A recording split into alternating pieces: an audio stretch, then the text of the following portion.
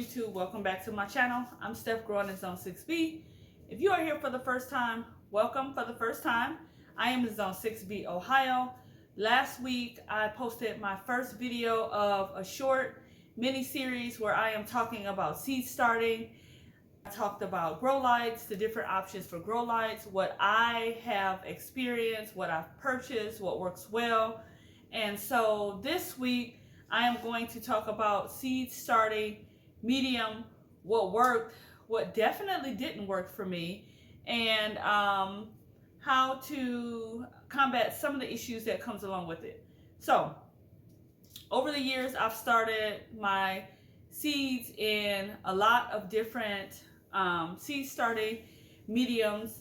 Seed starting is not complicated, guys. If you think that it is, all I can say is just get you one pack of seeds and try it. It is a simple thing to do. All you have to do is get you some seeds, get you some dirts, and get it going. I started my seeds from Dollar Tree seed starting mix. It has worked very well for me. It depends on what area you're in, on whether they have it or not. That's what I typically will use. I've also started my seeds in sifted regular old potting mix. I've also started my seeds in potting mix that is not sifted at all, and it still works. Now, this is what I'll show you.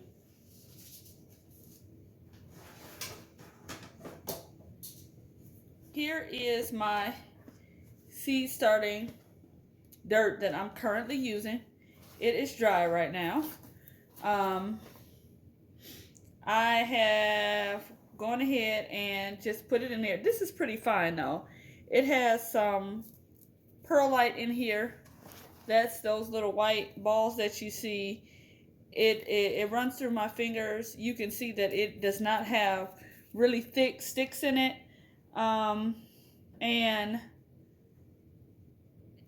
These little sticks right here that it has in there, I typically will take out. Now, as far as like how I start my seeds, I go about it a couple ways. If you go back and watch some of my previous videos, I will show you what I do specifically. But basically, I just take a seed starting medium, whether it be what I just showed you.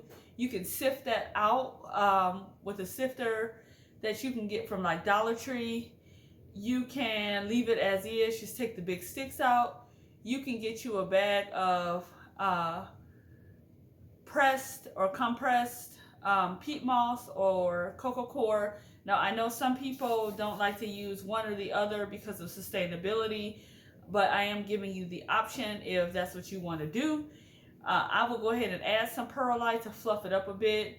Now, just know that if you use a seed starting medium or the peat moss or coco coir, it is not going to come with any nutritional value. I'd go ahead and add some worm castings.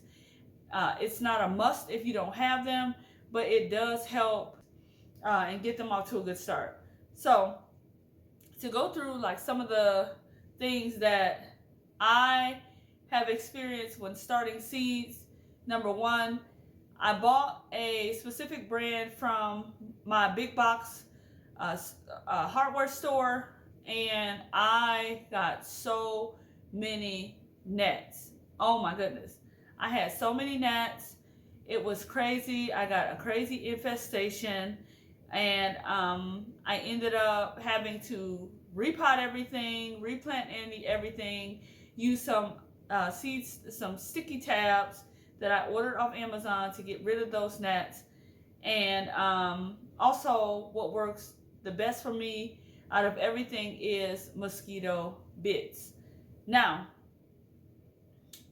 some people say that you should sterilize your seed starting mix to prevent those gnats or eggs from hatching in your seed starting mix. Sometimes I do and sometimes I don't. I won't lie to y'all. I typically will just open the bag and get started.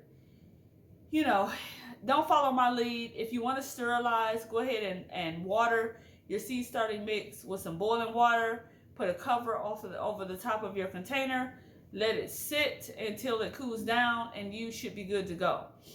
Like I said, I have only had an infestation at one time, and after that, I have not had any more issues.